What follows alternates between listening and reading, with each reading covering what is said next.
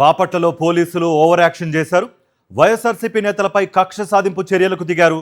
DSC అక్రమాలపై నిరసనలకు పిలుపునిచ్చిన YSRCP నేతలను ముందస్తుగా అదుపులోకి తీసుకున్నారు.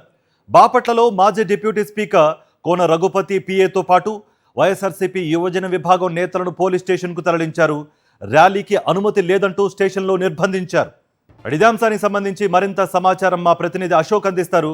అశోక్,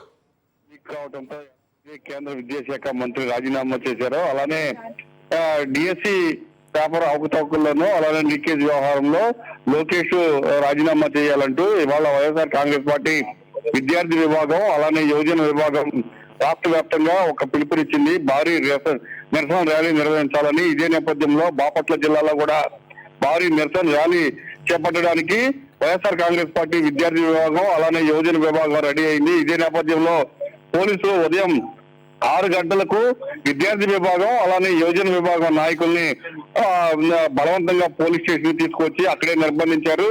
ఏంటి అని ప్రశ్నిస్తే పైనుంచి మాకు ఆదేశాలు ఉన్నాయి, మీరు ఎవరు ఇక్కడ రావడానికి వీల్లేదు, మిగిలిన కార్యకర్తలు కూడా ఇక్కడ రావడానికి వీల్లేదు అని చెప్తూ ఉన్నారు. దాంతో పాటుగా మీడియా కవరేజ్ ని కూడా అనుమతించలేదు, ఆంక్షలు పెడుతున్నారు. పోలీస్ స్టేషన్ లో ఆవరణ పరిధిలో మీరు రావద్దంటూ మీడియాకి చెప్తూ ఉన్నారు.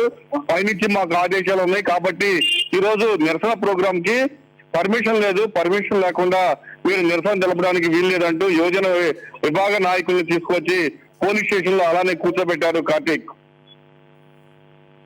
Right Ashok, thank you.